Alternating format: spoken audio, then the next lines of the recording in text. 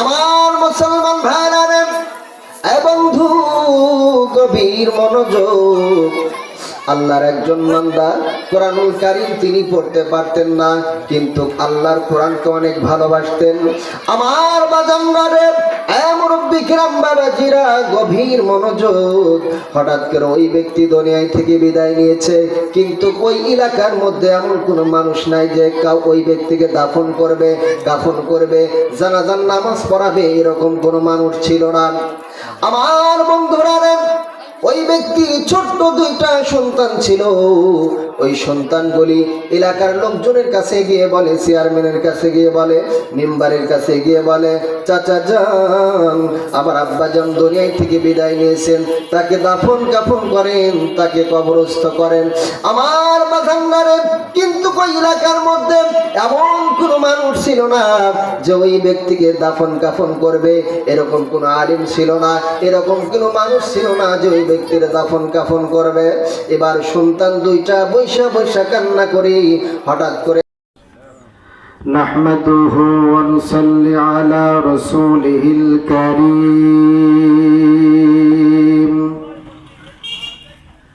আম্মা বা'দু ফাউযু বিল্লাহি মিনাশ শাইতানির রাজীম।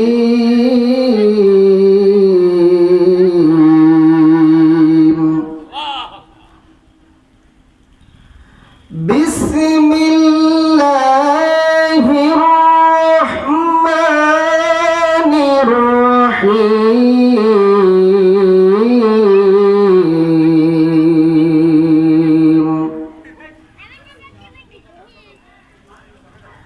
আলিফ লাম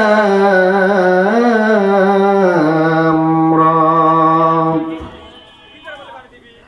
কিতাবুন আনজালনা ইলাইকা লিনুখরিজান নাসা মিনাজ-যুলুমাতি ইলান-নূর।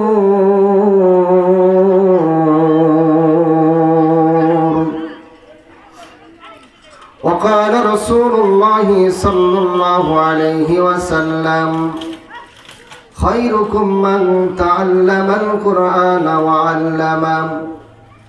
وقال الله تعالى إن الله وملائكته يصلون على النبي يا أيها الذين آمنوا صلوا عليه وسلموا تسليما।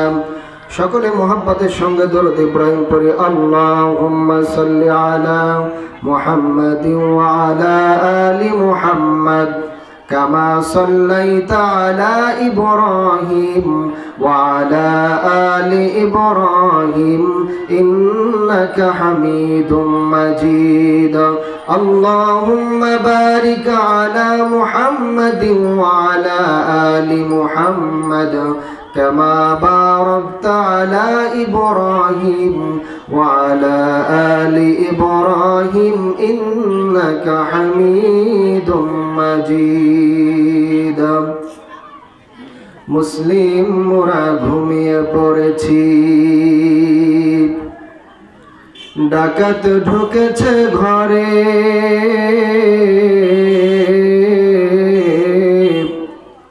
মুসলিম মোরা ঘুমিয়ে পড়েছি, ডাকাত ঢুকেছে ঘরে।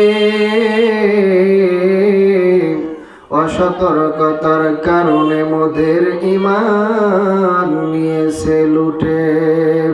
কার লাগিয়া কান্দ তুমি, কার লাগিয়া হাসো, যে তোমারে করিল সৃজন তুমি তারে ভুলে আসো। কালেমা পড়ুন লা ইলাহা, জোরে লা ইলাহা, লা ইলাহা। তুমি খালিক, তুমি মালিক, তুমি খালিক, তুমি মালিক, তুমি দুনিয়ার মহাজন, যার সাথে মোর বান্দায় আছে রে মন, যার সাথে মোর বান্দায় আছে রে মন। লা ইলাহা, জোরে লা ইলাহা, লা ইলাহা ইল্লাল্লাহু মুহাম্মাদুর রাসূলুল্লাহ। সকলে পড়ি সাল্লাল্লাহু আলাইহি ওয়াসাল্লাম। আলহামদুলিল্লাহ, আল্লাহ তাআলার লাখো কোটি শুকরিয়া যে মহান তাবারক তাআলা আমাদেরকে অত্যন্ত ভালোবেসে তার বিশাল আকাশের নিচে প্রশস্ত জমিনের উপরে জান্নাতের বাগানে, কোরআনের বাগানে আমাদের প্রত্যেককে আসার তৌফিক দান করেছেন। এই জন্য সকলেই খুশি না বেজার, কম না বেশি? তাহলে সকলেই প্রাণ উজাড় করে আকাশ বাতাসকে মুখরিত করে সেই মহান তাবারক তাআলার শুকরিয়া আদায় করি আলহামদুলিল্লাহ। আরো জোরে বলি আলহামদুলিল্লাহ। লাখো কোটি দরুদ সেই মহামানবের প্রতি যে নবীজির আদর্শের মধ্যে রয়েছে ইহকাল এবং পরকালের মুক্তি। সকলেই সেই নবীর প্রতি দিল থেকে শিরিক মুক্ত, বিদআত মুক্ত দরুদ প্রেরণ করি। সকলে পড়ি সাল্লাল্লাহু আলাইহি সাল্লাম। সম্মানিত হাজিরিন, সময় খুবই সংকীর্ণ। আল্লাহ পাক রব্বুল আলামিন কুরআনুল কারীম সূরাতুল ইব্রাহিমের প্রথম নম্বর আয়াতের মধ্যে বলেছেন,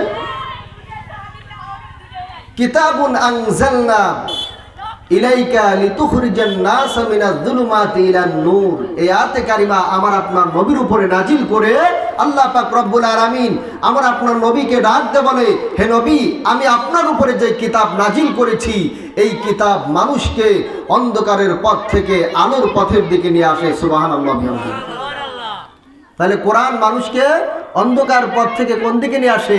আলোর পথের দিকে নিয়ে আসে, খারাপ পথ থেকে ভালোর পথে নিয়ে আসে। আমার মুসলমান ভাইরা, আল্লাহ পাক রব্বুল আলামিন আমাদের উপরে দুইটা নিয়ামত নাজিল করেছেন। এক নম্বর নিয়ামত হলো আমার আপনার নবী, দুই নম্বর নিয়ামত হলো আমার আপনার নবীর উপরে আল্লাহ পাক রব্বুল আলামিন 30 পারা কোরআন নাজিল করেছেন মানুষের হিদায়াতের জন্য। আল্লাহু আকবার বলেন। এমন সময় আল্লাহ পাক রব্বুল আলামিন আমার নবীকে পাঠালেন যেই সময় মক্কার জমিনে মানুষগুলো অসভ্য হয়ে গেছিল। অসভ্য মানুষকে সভ্য বানানোর জন্য, খারাপ মানুষকে ভালো মানুষ বানানোর জন্য আল্লাহ পাক রব্বুল আলামিন আমার আপনার নবীকে এই পৃথিবীর জমিনে পাঠালেন। আল্লাহু আকবার বলেন। আমার বন্ধুরা, গভীর মনোযোগ, সময় খুবই সংকীর্ণ, কথাগুলো আপনাদের খেদমতে বলে যেতে চাই। আমার বাজান্নারে, আমার আপনার নবী, মায়ার নবী, রাহমাতুল লিল আলামিনের উপরে আল্লাহ পাক রব্বুল আলামিন কোরআনুল কারীম নাজিল করলেন। কোরআনুল কারীম নাজিল করে तमाम পৃথিবীর মানুষদেরকে ডাক দেওয়া, আমার বান্দারা, আমি তোমাদেরকে অন্ধকার পথ থেকে আলোর পথে আনার জন্য আমার নবীর উপরে যে কোরআন প্রেরণ করলাম। এই দুনিয়ার মানুষ, তোমরা যদি আমার নবীকে আর এই কোরআনকে মেনে নিতে পারো তাহলে আমি আল্লাহ রাব্বুল আলামিন তোমাদেরকে জান্নাত দিয়ে ধন্য করে দেব। আমার বাবাজিরা রে, মুরব্বি কিরাম বাবাজিরা, যুবক ভাইরা, পর্দার আড়ালের মা ও বোনেরা, গভীর মনোযোগ। আমার আপনার নবী, মায়ের নবী রাহমাতুল লিল আলামিন तमाम পৃথিবীর মানুষদেরকে ডাক দেওয়ালে, আমার নবী ডাক দেওয়ালে तमाम পৃথিবীর মধ্যে ওই মানুষটা আমার আল্লাহ তাআলার কাছে দামি, যেই লোকটা নিজে কোরআন শিক্ষা করেছেন, কোরআন শিক্ষা করার পরে আবার অপরকে শিক্ষা দিয়েছেন। এই ব্যক্তি तमाम পৃথিবীর মানুষের চাইতে আমার আল্লাহ রাব্বুল আলামিন ওই ব্যক্তির কাছে দামি। আল্লাহু আকবার বলে। আমার বন্ধুরা রে, আমার এই কোরআনকে যারা মানতে পারবে, কোরআন অনুযায়ী যারা জীবন যাপন করতে পারবে, আমার আল্লাহ রাব্বুল আলামিন তাদেরকে হেদায়েত নামক দৌলতটা দিয়ে জান্নাত লিপিবদ্ধ করে দেবেন। আল্লাহু আকবার বলেন। আমার আপনার নবী, মায়ার নবী রাহমাতুল লিল আলামিন যখন তার উপরে কোরআন নাজিল করলেন, নবীজি আমার মদিনার জমিনে কোরআনের দাওয়াতগুলো প্রচার প্রসারিত করে দিল। আবু জহেল চিন্তা করতে লাগলো, মুহাম্মদ সাল্লাল্লাহু আলাইহি সাল্লাম যেভাবে কোরআনের প্রচার প্রসারণা করতেছেন, আমার দল তো খালি হয়ে যাচ্ছে, সব মানুষগুলো ইসলাম গ্রহণ করতেছে, কোরআনের শান নিচে যাচ্ছে। আমার বন্ধুরা, আবু জেহেল তার চেয়ারকে বাঁচানোর জন্য, তার ক্ষমতাকে টিকে রাখার জন্য আবু জেহেল এবার ঘোষণা করে দিল, যে ব্যক্তি মুহাম্মদকে হত্যা করতে পারবে, আমি আবু জেহেল ওই ব্যক্তিকে 100টা লাল উট উপহার দেব। নাউজুবিল্লাহ বলে। আমার বাজানরা রে, মুরব্বি কিরাম, বাবাজিরাম, আল্লাহর নবীর সাহাবী হযরত ওমর এখন ইসলাম গ্রহণ করে নাই। আবু জেহেল চ্যালেঞ্জ ছুড়ে দিয়েছে, যে ব্যক্তি মুহাম্মাদের কল্যাণ আনতে পারবে, আমি আবু জেহেল ওই ব্যক্তিকে 100টা লাল উট উপহার দেব। আমার বন্ধুরা রে, আবু জেহেলের এই কথা কেউ গ্রহণ করে না। ওমর ডাক দে বলে, আবু জেহেল, আমি মুহাম্মাদের কল্যাণ এনে দিতে পারবো, তাহলে তুমি কি আমাকে 100টা লাল উট উপহার দিবে? আবু জেহেল ডাক দে বলে, ওমর, তুমি যদি মুহাম্মাদের কল্যাণ আমাকে এনে দিতে পারো, তাহলে আমি অবশ্যই তোমাকে 100টা লাল উট উপহার দেব। এবার নবীর সাহাবী হযরত আবু বকর, আমার বন্ধুরা রে, হযরত ওমর কিন্তু এখন ইসলাম গ্রহণ করে নাই। আমার নবীজিকে হত্যা করার জন্য তরবারি নিয়ে বের হয়েছে। রাস্তার মধ্যে একজন সাহাবীর সাথে দেখা হয়, ওই সাহাবীর নাম হলো নাঈম। ওই সাহাবী ডাক দে বলে, ওমর, তুমি কোথায় যাও? ওই সাহাবী ডাক দে বলে, আমি মুহাম্মাদের কল্যাণের জন্য যাচ্ছি। মুহাম্মদ নতুন ইসলাম নতুন ধর্ম চালু করেছে, নতুন ইসলাম ধর্ম চালু করেছে। এই জন্য আবু জেহেল ঘোষণা করেছেন, যদি মুহাম্মাদের যদি কল্যাণ আনতে পারো, তাহলে 100টা লাল উট উপহার দেব। নাঈম ডাক দে বলে, ওমর, তুমি যেই মুহাম্মাদকে হত্যা করার জন্য যাচ্ছ, সেই মুহাম্মাদের কাছে তোমার বোন আর তোমার ভগ্নিপতি ইসলাম গ্রহণ করেছে। আল্লাহু আকবার বলে। আমার বন্ধুরা রে, এবার হযরত ওমর প্রচন্ড রেগে গেলেন। ডাক দে বলে, তোমার কথা যদি সত্য না হয়, তাহলে আমি মুহাম্মাদের কল্লা কাটার আগে আমি তোমার কল্লা কাটবো। নাঈম ডাক দে বলে, ওমর, মাথা গরম করো না, তুমি চলে যাও, তুমি গিয়েই দেখতে পারবে। আমার বন্ধুরা, হযরত ওমরের বোন এবং ভগ্নিপতি, হযরত ওমর যা দেখেন, দরজা নক করে দেখেন দরজাটা বন্ধ। হযরত ওমরের বোন এবং ভগ্নিপতি দেখে কোরআনুল কারীম ঘরের মধ্যে বন্ধ করে তেলাওয়াত করতেছেন। হযরত ওমর দরজা ভেঙে ঘরের ভিতরে প্রবেশ করলেন, দেখেন তার বোন এবং তার ভগ্নিপতি কোরআনুল কারীমের ভিতরে সূরাতুত তাহা তেলাওয়াত করতেছেন। ওমর ডাক দে বলে, তোমরা কি এগুলো তেলাওয়াত করো, আমাকে দেখাও। তার বোন এবং তার ভগ্নিপতি ভয় পেয়ে কোরআনের পৃষ্ঠাগুলো বন্ধ করে রেখেছেন, কিন্তু হযরত ওমরের ভয়ে কোরআনের পৃষ্ঠাগুলো খুলতেছে না। এক পর্যায়ে হযরত ওমর তার বোন এবং তার ভগ্নিপতিকে তরবারি দিয়ে আঘাত করা শুরু করে দিল।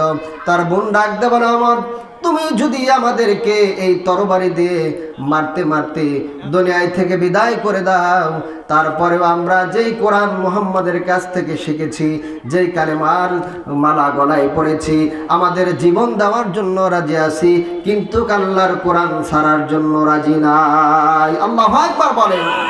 আমার বন্ধুরা রে, এবার যখন ওমরকে এই কথা বলল, ওমর ডাক দে বলে, কি তোমরা এমন একটা জিনিস পড়েছো, যেই জিনিসের কারণে আমি যদি তোমাদেরকে মারতে মারতে দুনিয়ায় থেকে বিদায় করে দেই, তারপরেও তোমরা এই কোরআন পড়া ছেড়ে দিবে না, রাসূলের দরবারে যাওয়া ছেড়ে দিবে না? আমাকে একটু এই কোরআন দেখাও, আমি একটু ধরতে চাই, আমি একটু দেখতে চাই। ওমরের বোন ডাক দে বলে, না না না, তোমাকে দেখানো যাবে না, তোমাকে ধরতে দেওয়া যাবে না, তুমি একজন কাফের, তুমি একজন নাপাকি, তোমাকে কোরআন ধরতে হলে, পড়তে হলে তোমাকে আগে কি করতে হবে? ওযু করতে হবে, গোসল করতে হবে। আমার বন্ধুরা রে, এবার হযরত ওমর তার বোনের কথা শুনে ওই কোরআনকে স্পর্শ করার জন্য তিনি গোসল করলেন, ওযু করলেন, আমার নবীজির কাছে গিয়ে ইসলামের কালেমা পড়ে মুসলমান হয়ে গেলেন। আল্লাহু আকবার বলেন। তাহলে এই কোরআনকে যারা মানবে, কোরআনের কাছে যারা আসবে, আল্লাহ পাক রব্বুল আলামিন তাদেরকে হিদায়াত নসিব করে দিবেন। আল্লাহু আকবার বলেন।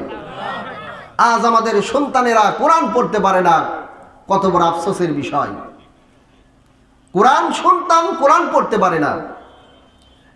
মুসলমান ভাইরা আমার, আপনার সন্তানকে আপনি ডাক্তার বানান, কোনো তাতে সমস্যা নাই।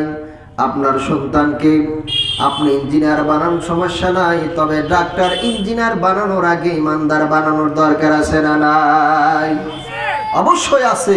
আপনার সন্তানকে যদি শৈশবকাল থেকে কোরআনের জ্ঞান যদি দিতে পারেন, যদি কোরআন অর্জন করতে পারে, হাদিস শিখতে পারে, তাহলে আপনার সন্তান বড় হয়ে কখনো বেঈমান হবে না, কখনো ইসলামের বিরুদ্ধে কথা বলবে না, কোরআনের বিরুদ্ধে কথা বলবে না, আলেম ওলামাদের বিরুদ্ধে কথা বলবে না। কথা বলেন ঠিক কিনা? এই জন্য সন্তানকে ডাক্তার বানানোর আগে ইমানদার বানানোর দরকার আছে না নাই? তাহলে এই সন্তানগুলো ইমানদার হতে হলে কোথায় পাঠাইতে হবে? মাদ্রাসায় পাঠাইতে হবে। আপনার মেয়েকে হাফেজ বানান, ছেলেকে হাফেজ বানান। আপনি যখন মৃত্যুবরণ করবেন তখন বুঝতে পারবেন এই কোরআন শিক্ষা দেওয়ার কি মর্যাদা ছিল, আমার সন্তানকে কোরআন শিক্ষা দেওয়ার কি উপকার ছিল। আপনি যখন মৃত্যুবরণ করবে, মৃত্যুবরণ করার পরে যখন কবরের যাত্রী হবেন, তখন এই বিষয়টা আপনি বুঝতে পারবেন। কোরআন শেখাও ছেলে মেয়েকে, ও হে মুসলমান, জান কবজের সময় তোমার হইবে রে আসান। ঠিক কিনা?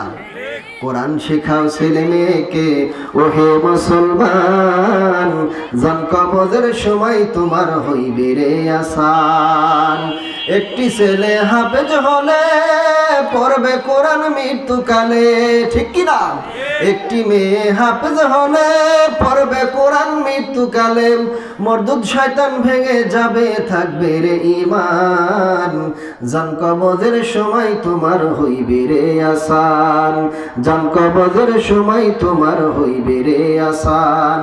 কোরআন শেখাও ছেলে মেয়েকে, ও হে মুসলমান, জান কবজের সময় তোমার হইবে রে আসান। আল্লাহু আকবার বলেন। আমার বন্ধুরা রে, আপনার সন্তান যদি হাফেজে কোরআন হয়ে যায়, আপনার মেয়ে যদি হাফেজে কোরআন হয়ে যায়, আপনি যখন মৃত্যুর যাত্রা করে যাবেন, কবরের মধ্যে চলে যাবেন, জীবনে নামাজ পড়েন নাই, রোজা রাখেন নাই, অনেক গুনার কাজ করেছেন, আমার মালিককে বলেছিলেন, আপনি যখন কবরের মধ্যে যাবেন, আপনাকে আল্লাহ যখন শাস্তি দিবে, আপনার ছোট্ট বাচ্চাকে মাদ্রাসায় পড়িয়েছেন, আপনার মেয়েকে মাদ্রাসার লাইনে লেখাপড়া করাইছেন, আপনার সন্তান যখন কুরআনুল কারীমের আয়াতগুলো পড়ে পড়ে চোখের পানি ছেড়ে ছেড়ে আপনার জন্য দোয়া করতে থাকবে, ফেরেশতারা আল্লাহর কাছে বলবে, আমার আল্লাহ জানার পরেও ফেরেশতাদেরকে ডাক দিয়ে বলবে, আরে আমার ফেরেশতারা রে, এই ছোট্ট বাচ্চা কেন কান্না করে? ফেরেশতাদেরা ডাক দিয়ে বলবে, মালিক, ওই ব্যক্তির মা দুনিয়ায় থেকে বিদায় নিয়েছে, বাবা দুনিয়ায় থেকে বিদায় নিয়েছে, ওই ব্যক্তির মা বাবার জীবনের গুনার মাফের জন্য আপনার কাছে কান্না করে। আমার আল্লাহ ডাক দিয়ে বলবেন, আরে ফেরেশতারা তোরা শুইনা রাখ, ওই বাচ্চার কুরআনুল কারীম তেলাওয়াতের কারণে আমি আল্লাহ ওর মা বাবার জিন্দেগির গুনাহগুলো মাফ করে দিলাম। সুবহানাল্লাহ বলেন। এই জন্য কোরআন নিজেরা এবং ছেলে মেয়েদেরকে শিক্ষা দেওয়ার দরকার আছে না নাই? আরো জোরে বলেন, আছে না নাই? অবশ্যই আছে। কোরআন ছাড়া কোনো বিকল্প নাই। কোরআন শিক্ষা করতে হবে। বর্তমান যে যুগ চলে এসেছে, যারা কোরআন পড়ায়, যারা কোরআন পড়ে, এরা হলো সমাজের মধ্যে সবচাইতে নিকৃষ্ট এবং সবচাইতে ছোট মানুষ আমরা মনে করি। কথা কোন ঠিক কিনা? আমরা বলি হুজুর শান্তি কেন পাই না? যারা কোরআন পড়বে, যারা কোরআন পড়াবে, আপনি তাদেরকে ভালোবাসেন, খোদার কসম করে বলি, শান্তি দেওয়ার মালিক কে? আরো জোরে বলেন কে? এত দুঃখ রাখবো কোথায়, রাখার জায়গা নাই ভাইরে, এত দুঃখ রাখবো কোথায়, রাখার জায়গা নাই, আমাদেরই কপালেতে শান্তি বুঝি নাই। ঠিক কিনা? আমাদেরই কপালেতে শান্তি বুঝি নাই। 5 ওয়াক্ত নামাজ পড়ে কপালে তার দাগ, মুক্কাতে যাই নামের আগে লাগাই হাজি সাহেব। আছে না নাই? পাঁচ ওয়াক্ত নামাজ পড়ে কপালে তার দাগ, মুক্কাতে যায় নামের আগে লাগাই হাজি সাব। এত দুঃখ রাখবো কোথায় রাখার জায়গা নাই ভাইরে, এত দুঃখ রাখবো কোথায় রাখার জায়গা নাই, আমাদেরই কপালেতে শান্তি বুঝি নাই ভাইরে, আমাদেরই কপালেতে শান্তি বুঝি নাই। সুদে ঘুষে জীবন কাটে করে দুর্নীতি, এমন লোক হয় যদি মসজিদের সভাপতি, ঠিক কি না? সুদে ঘুষে জীবন কাটে করে দুর্নীতি, এমন লোকে হয় যদি মাদ্রাসার সভাপতি।